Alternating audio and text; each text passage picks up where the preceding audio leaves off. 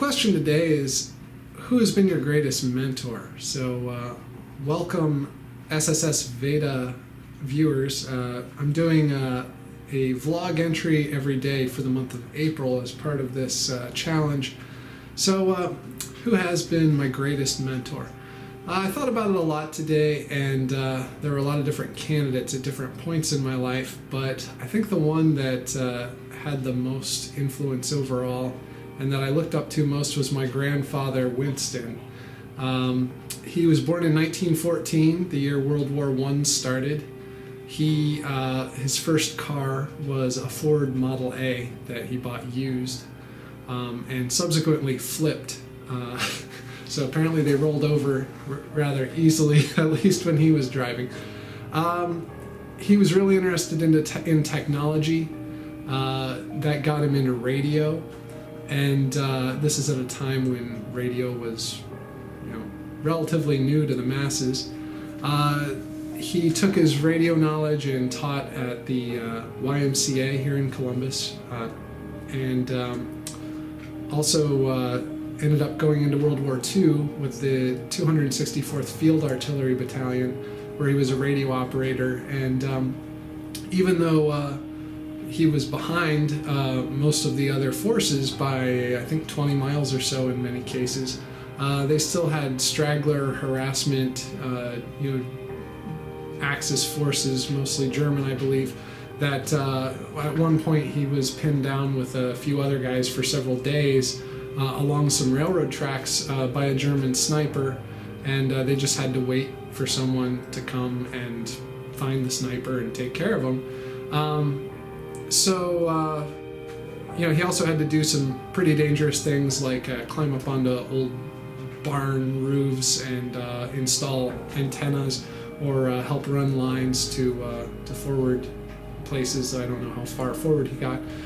He told me a couple of stories about they were pretty graphic from World War II. So I wouldn't say he glorified it by any stretch. He was also older than a lot of other World War II veterans. He passed away in 2008 at the age of 94. But what I remember as a kid is that anytime I showed up, I was the center of his world. He was a very busy guy. He always had interesting projects going on, and that made it really exciting to visit his house, because he just always had the pieces and parts from all these different projects he was working on. He was working on so many things at the same time that everything was all laid out, and you could tell. He built his own garage by hand when he was already retired. So I was just really impressed with how he operated. He had a pretty solid routine. He took a leisurely bath every morning, and he would read newspapers and stay up to date with the news and latest technology. He ate some pretty interesting foods. That's where I was introduced to the peanut butter and Miracle Whip sandwich, which I guess was kind of a depression food kind of thing. He would often put grated carrots and peas and a variety of other vegetables on a sandwich with Miracle Whip and eat that for lunch.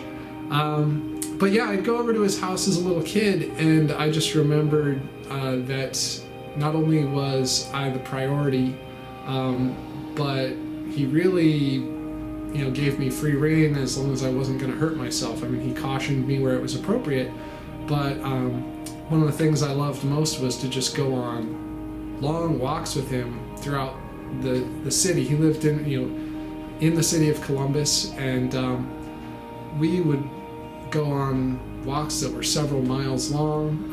We would stop and talk to guys working on the street along the way, or whatever was interesting. We would cross the freeway. We'd stand on the freeway. I remember one game, there was always a lesson that I could use later in life in the things that we talked about. And one of the things that I thought was really interesting as a kid is we were up on a freeway overpass bridge, and nowadays it seems like the only game people can come up with is how to maim someone by throwing something off the overpass, hence all these chain link fences. But this was before that.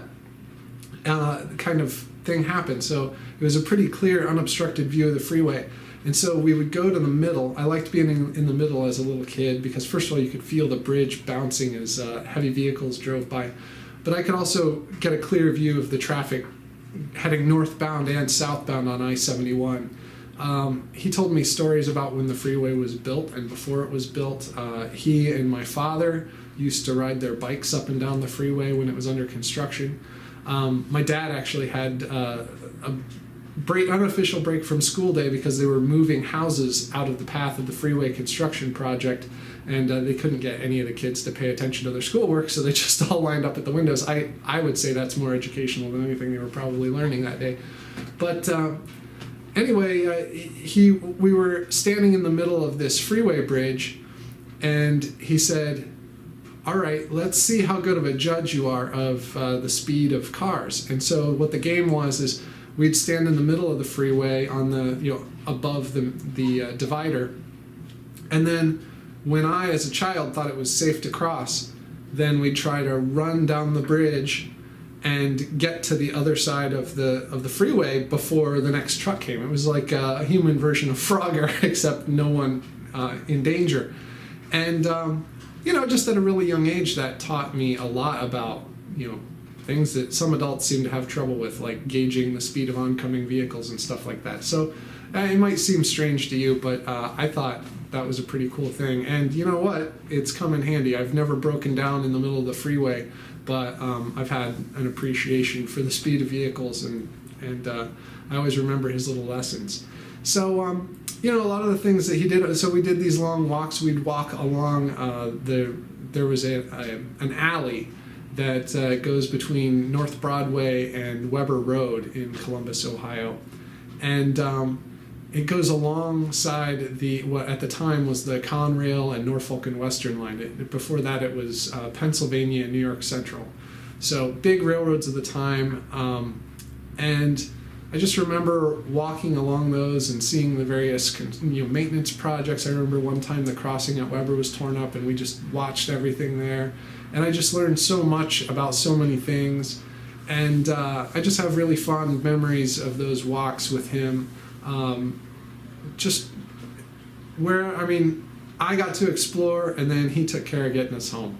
And that was just really fun. So later on in life, he was always trying to stay abreast of technology. So not only was he was a radio repairman, he later became a TV repairman in Columbus.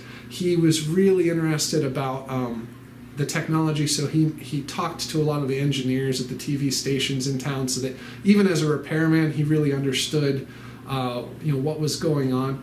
He had what would now be a ham radio license. It was a lifetime license, which I guess for a time in the 80s they issued.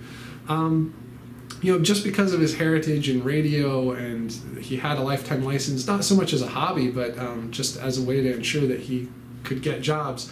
I recently, last September, I went and I got my own ham radio license. So here's my ham radio, and I have been having a lot of fun learning about that aspect of the community, and especially some of the disaster preparedness stuff that amateur radio operators do in the community. So I've met a lot of interesting people through that, and I think that's probably going to be something that I take with me through the rest of my life as well. So anyway, he was always interested in technology. Even after World War II, he actually landed at Normandy, but not during the initial invasion. He was field artillery, so he was kind of a second or third wave probably of units, and but he went all the way across Europe into Germany, and he was exposed to a lot of French, and he wanted to stay abreast of that. So since he was interested in technology, one of the things that he did is he would actually read Popular Mechanics magazine in French, just so that he could kind of stay abreast of his French and also feed his interest in new technology. So that really inspired me. He ended up, he was my first access to a computer in the modern sense. He had a Tandy TRS-80 with Color Basic, and I would spend hours and hours and hours, they had a big like phone book kind of thing full of programs you could type in. You'd turn it on and it would just say, okay. And that meant you can go ahead and start typing your program in. So I played a lot with sound, I played a lot with color, I played a little bit with text, though that didn't interest me quite as much as making it make strange sounds and colors. I used to get dropped off there for my mom and dad to do date nights, and I'd watch Doctor Who reruns late into the night. I remember one night I went up into his attic and found one of my dad's old model kits, so we got some hobby glue, and I built this, probably 30-year-old model airplane kit while I watched TV and waited for news of the Voyager probe passing Neptune. So, he was just always a center of technology in my life, and he was also very interested in technology. One of the last technologies that he really mastered, one of the problems was he was so curious is we got him a computer, and he took it apart. And so it was almost never operational because he always had questions about how things were working, so he was always taking things apart. So we ended up in his older years, after my grandmother passed away, we got him a web TV box, which was kind of like an early Xbox, but not for gaming. It's more for like email and web browsing, and it even supported IM. And so it was nice because we could kind of keep tabs on him even though we visited him very frequently and that kind of thing. But yeah, a lot of the things that he taught me, things like the concept of peaceful parenting, which I'll provide a link to some of those, some videos on that subject in the description. But it's something, the videos I came across after I'd already encountered this concept through him. And my parents were relatively peaceful parents, but they I think they were more traditional in many senses. But my grandfather, he never spanked me. I don't really remember him getting angry at me. He seemed to understand that as a young human, I was just on a quest to kind of learn as much as I could about the world, and that when I did things that were wrong, sometimes I was being a jerk, but most of the time, especially with him, I just would make a mistake. And I remember one time he got a really, I think it was expensive, but I don't really know, but it was some kind of vacuum pump gauge that he used on car maintenance or something. And being a vacuum pump as a kid, I thought it was fun to use it to suck up a bunch of water from the bathtub or something, and it wasn't designed for that, and so it ruined it. And I remember getting a talking to from my dad about it, but I don't remember him ever saying anything. There were a couple of times when, as a child, embarrassing things happened, and I just remembered that I felt that I could trust him more than anyone else in the world and talk about it. It was just a really unique experience that I haven't really had from anyone else in my life. So when my own kids were born, I decided to, raise them, kind of the way that I was raised when I got to visit his house. And so a lot of times I came home one night and my daughter said, "Dad, let's go jump in puddles." So we did, because that was more important in my view even than anything I had on my schedule. I mean, I can reschedule paying bills and stuff like that, but the puddles are only around right after the rainstorm. I take my daughter on a lot of walks. She's 4 now, and we go on a lot of walks. My grandfather didn't take me on nighttime walks, but I take my daughter on walks if she's awake. Sometimes it's the last thing we do before she goes to sleep. We've gone on walks in driving rainstorms and in snowy, cold conditions, and just explored the city. There were walks I didn't necessarily want to be on, but I took her anyway. And now I have a son too, and I named him Winston. I'm sure you can imagine why. And you know, just a lot of that love for technology and everything has carried on with me. It's driven me to, you know, always be interested in what's going on next. I've been really closely following the Build conference and the Tesla Model 3 announcement and all kinds of health and science innovations and NASA missions and all this kind of stuff. And I became a software engineer, even though I was not the best at math. I toughed it out so that I could do that. And I really enjoy my work as a software engineer, but with kind of a communications angle on it. I've always focused on the web and social media and communications technologies angles, kind of harkening back to that communication stuff that he seemed to be driven toward as well. So I think that's about it in a nutshell.